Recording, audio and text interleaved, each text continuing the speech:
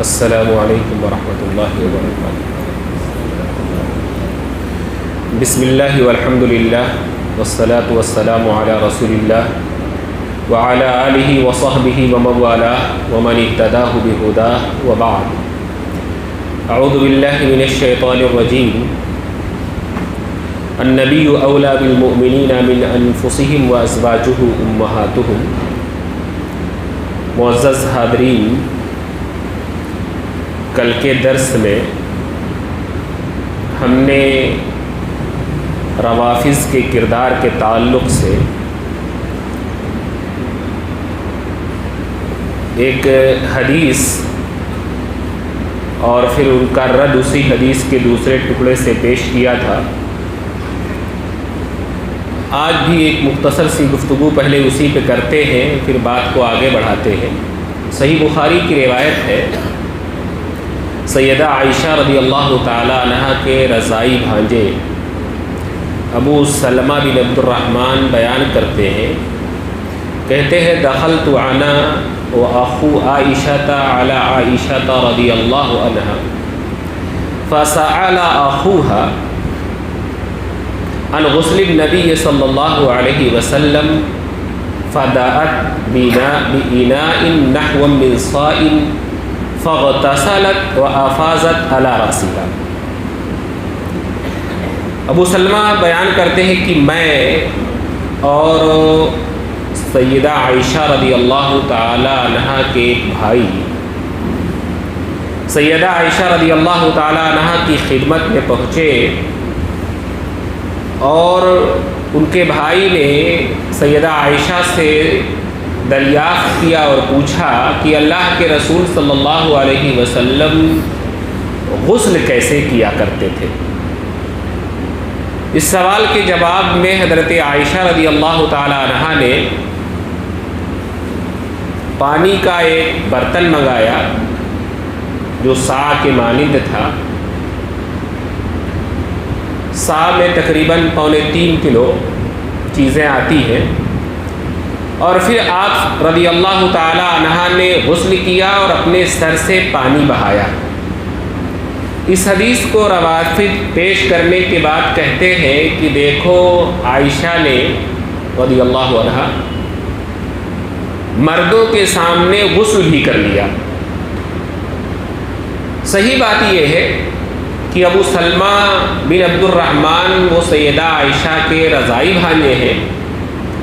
اور دوسرے جن بھائی کا ذکر آیا ہے صحیح مسلم میں ان کی صراحت ہے، وہ عبداللہ بن یزید ہے جو سیدہ عائشہ کے رضائی بھائی ہیں۔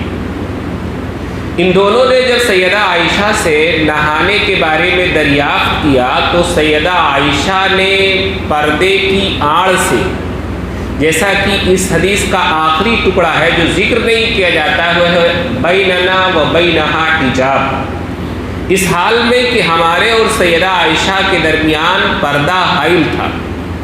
پردے کے آڑ سے اپنے ان دونوں محرم رشتہ داروں کو وضو کرنے کا طریقہ سکھلایا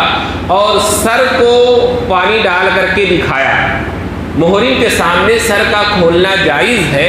اس لیے سیدہ عائشہ رضی اللہ تعالی عنہ نے ان دونوں اپنے محرم رشتہ داروں بھانجے اور بھائی کو اللہ کے رسول صلی اللہ علیہ وسلم کے غسل کا طریقہ سکھلایا۔ لہٰذا جب بھی کسی رافضی کی طرف سے یا رافضیت زدہ کسی سنی کی طرف سے صحابہ کی شخصیت پر کوئی بھی اعتراض آپ حضرات کے سامنے آئے تو آپ علماء سے رجوع کریں، علماء سے رجوع کریں، ان سے معلوم کریں کہ اس اعتراض کی حقیقت کیا ہے۔ کیا احادیث کو سیاق و سباق سے کاٹ کر کے تو نہیں پیش کیا گیا، احادیث کا آدھا ادھورا حصہ تو نہیں پیش کیا گیا، ورنہ بخاری مسلم کا نام لے کر کے سنی عوام کو گمراہ کرنے والے لوگ بھی اس وقت بہت زیادہ پائے جاتے ہیں۔ ہمیں صحابہ کے تعلق سے چوکنا رہنے کی ضرورت ہے۔ آئیے دیگر کمالات کی بھی گفتگو کر لیتے ہیں۔ سیدہ عائشہ رضی اللہ تعالی عنہ کا ایک بہت بڑا کمال یہ ہے کہ وہ علمی اعتبار سے تمام صحابیات نہیں بلکہ جیسا کہ امام زہری رحمہ اللہ نے کہا جو کہ تابعی ہے کہ صرف امت محمدیہ نہیں بلکہ تمام عورتوں میں کوئی ایسی عورت نہیں پاتا جو سیدہ عائشہ رضی اللہ تعالی عنہا کے مقابل ہو علمی درجے میں. اسی امت میں نہیں، کسی امت میں کوئی بھی عورت علمی اعتبار سے اس مقام پر نہیں ہے جو مقام سیدہ عائشہ رضی اللہ تعالی عنہا کو حاصل ہے. آپ محدثہ بھی تھیں، فقیہہ بھی تھیں، قرآنی آیات کے شان نزول کی بڑی اچھی مہارت تھی، علم الفرائض جو بہت کم علماء کو آتا ہے اس کی آپ ماہر اور جانکار تھیں، ادب اور اشعار کی آپ بہت بڑی عالمہ تھیں، اور اس کے ساتھ ساتھ فن طب میں بھی آپ کو کمال درک حاصل تھا. کئی علوم کا آپ مرجع تھیں. بعض چیزیں تو ایسی تھی جس میں وہ صحابہ کے لیے مرجع اور مصدر کی حیثیت رکھتی تھی، یہاں تک کہ صحابہ کو جب کوئی اشکال پیش آتا، جب کوئی پریشانی پیش آتی، کوئی مسئلہ پیش آتا تو وہ سیدہ عائشہ کی جانب رجوع کیا کرتے تھے. سنن ترمذی کی صحیح روایت ہے، حضرت ابو موسیٰ اشعری رضی اللہ تعالی عنہ بیان فرماتے ہیں کہ ما اشکل علینا اصحاب رسول اللہ صلی اللہ علیہ وسلم حدیث قط فسألنا عائشہ الا وجدنا عندها منہ علما. کوئی بھی مسئلہ مشکل جب ہمیں پیش آیا، ہم صحابہ کرام کی جماعت کو جب بھی کوئی مشکل درپیش آئی کسی حدیث کے معاملے میں، کسی فقہی مسئلے کے معاملے میں، اور ہم نے اس سلسلے میں جب حضرت عائشہ سے پوچھا تو ہمیں اس بارے میں ان کے پاس علم مل گیا، جانکاری مل گئی، وہ مسئلہ انہوں نے حل کر دیا، وہ مشکل انہوں نے دور کر دی. بہت بڑی عالمہ تھی اپنے زمانے کی. سیدہ عائشہ رضی اللہ تعالی عنہا نے جہاں پر اللہ کے نبی صلی اللہ علیہ وسلم سے علم حاصل کیا، وہیں پر اپنے باپ حضرت عمر سے بھی احادیث لی، حضرت ابو بکر سے بھی احادیث روایت کی، حضرت عمر سے بھی احادیث روایت کی، حضرت اسید بن حضیر سے بھی احادیث روایت کی، حضرت سعد بن ابی وقاص سے بھی احادیث روایت کی، اور حضرت فاطمہ زہرا سے بھی احادیث بیان کی. اس کے علاوہ کئی صحابہ کرام سعید بن یزید وغیرہ سے بھی حضرت عائشہ رضی اللہ تعالی عنہا نے علم حاصل کرنے کی کوشش کی.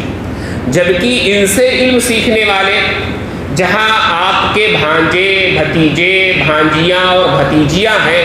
جن میں مشہور نام جو آتے ہیں وہ آپ کے بھائی محمد بن ابو بکر رضی اللہ عنہ کے دو بیٹوں قاسم اور عبداللہ، بلکہ تابعین میں قاسم کا مقام جو فقہاء ائمہ ہیں ان میں شمار ہوتا ہے. قاسم اور عبداللہ یہ دو بھانجے ان کا نام آتا ہے. اسی طرح سے ایک دوسرے بھائی حضرت اسما کے بیٹے، بہن کے لڑکے بھانجوں میں سے حضرت عروہ بن زبیر، حضرت عبداللہ بن زبیر نے علم لیا.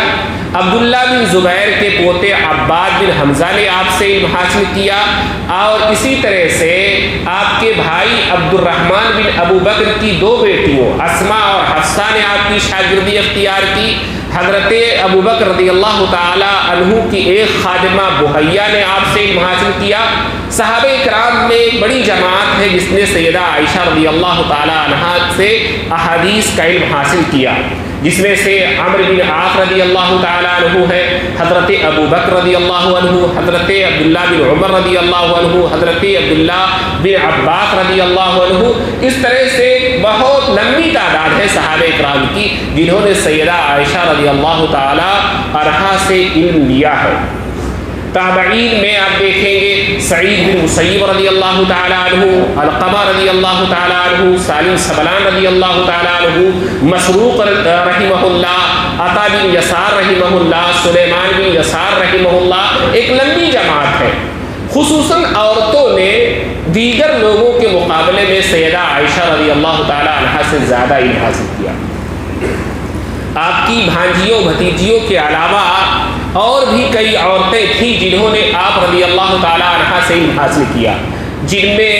طلحہ بن عبید اللہ رضی اللہ تعالی عنہ کی بیٹی زینب، عائشہ، اسی طرح سے ام المومنین ام سلمہ کے پہلے شوہر ابو سلمہ کی بیٹی زینب، انہوں نے، اسی طرح سے عمرہ بنت عبد الرحمن نے، اسی طرح سے معاذہ عدویہ نے، حضرت عبداللہ بن عمر کی بیوی صفیہ نے، اور بھی بہت ساری عورتوں نے آپ رضی اللہ عنہا سے علم حاصل کیا، اور ان لوگوں نے امت کو علم کا جو حصہ پہنچایا، علماء کہتے ہیں کہ وہ تقریباً دین کا 1/4 حصہ ہے جو سیدہ عائشہ رضی اللہ تعالی عنہا کے ذریعے سے امت کو پہنچا ہے۔ آپ دیکھیں گے کہ صحابہ کرام جو خود صاحب علم تھے، جب کسی مسئلے میں ان کا اختلاف ہوتا تھا تو تزکیہ کے لیے وہ حضرت عائشہ کے پاس جاتے تھے، بلکہ بعض صحابہ کرام وہ حضرت عائشہ سے باقاعدہ احادیث بیان کر کے تصدیق لیا کرتے تھے۔ چنانچہ حضرت ابو ہریرہ رضی اللہ تعالی عنہ سیدہ عائشہ کے حجرے کے پاس بیٹھتے اور احادیث بیان کرتے اور کہتے اسمعی یا ربۃ الحجرہ، اسمعی یا ربۃ الحجرہ، حجرے کی مالکن میری حدیثیں سنتی رہنا، حجرے کی مالکن میری حدیثیں سنتی رہنا۔ یہ تصدیق چاہتے تھے کہ کہیں ہم سے کوئی غلطی ہو تو سیدہ عائشہ رضی اللہ تعالی عنہا اس پر ہماری گرفت کر کے ہماری اصلاح کر دیں گی۔ بسا اوقات جب آپس میں صحابہ کرام میں کسی بات پر اختلاف ہو جاتا تو تزکیہ کے لیے بھی لوگ حضرت عائشہ ہی کے پاس جایا کرتے تھے۔ حضرت نافع جو تابعی ہے اور حضرت عبداللہ بن عمر رضی اللہ عنہما کے آزاد کردہ غلام ہیں، بیان کرتے ہیں کہ حدث ابن عمر ان ابا ہریرہ رضی اللہ تعالی عنہ یقول من تبع جنازۃ فلہ قیراط۔ حضرت عبداللہ بن عمر سے یہ حدیث بیان کی گئی کہ حضرت ابو ہریرہ رضی اللہ تعالی عنہ حدیث بیان کرتے ہیں کہ جس شخص نے جنازے میں شرکت کی، جنازے کے پیچھے پیچھے گیا، اس کے لیے 1 قیراط کے برابر ثواب ہے، 1 پہاڑ کے برابر ثواب ہے۔ کہتے ہیں کہ جب یہ حدیث حضرت عبداللہ بن عمر نے سنی، انہوں نے اس سے پہلے نہیں سنی تھی، کہا فاکثر ابو ہریرہ علینا، ابو ہریرہ نے تو ہمارے لیے بہت زیادہ کر دیا، ہم پر بہت زیادہ کر دیا۔ جب یہ بات حضرت ابو ہریرہ نے کہی اور یہ بات حضرت عائشہ کو پہنچی، فصدقت ابا ہریرہ رضی اللہ تعالی عنہ وقالت قد سمعت رسول اللہ صلی اللہ علیہ وسلم یقول،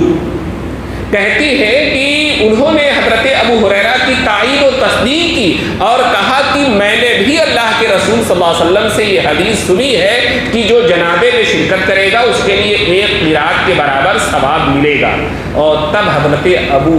ابن عمر رضی اللہ عنہ کو بڑا افسوس ہوا، کہا کہ قد فرطنا فی قراریط کثیرہ، یقیناً ہم نے تو بہت سارے قیراط ایسے ہی گوا دیے، ہم کو اس حدیث کا علم ہی نہیں تھا، ہم نے بہت سارے قیراط گوا دیے کہ جنازے میں شرکت نہیں کر سکے، ہمیں اس کا علم ہی نہیں تھا۔ تو حضرت عائشہ سے لوگ تصدیق کرانے کے لیے آتے تھے۔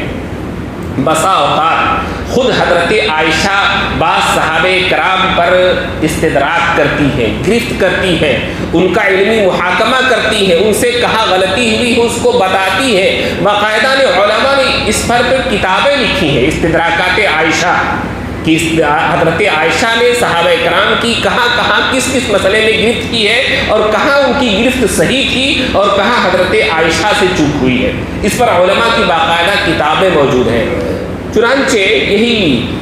ابو سلمہ بن عبد الرحمن جو رضائی بھانجے ہیں بیان کرتے ہیں کہ حضرت عائشہ رضی اللہ تعالی عنہ لما توفی سعد بن ابی وقاص قالت، جب حضرت سعد بن ابی وقاص کی وفات ہوئی تو حضرت عائشہ رضی اللہ تعالی عنہا نے یہ کہا ادخلوا به المسجد، ان کا جنازہ مسجد میں لے کر کے آؤ۔ اللہ کے رسول صلی اللہ علیہ وسلم کے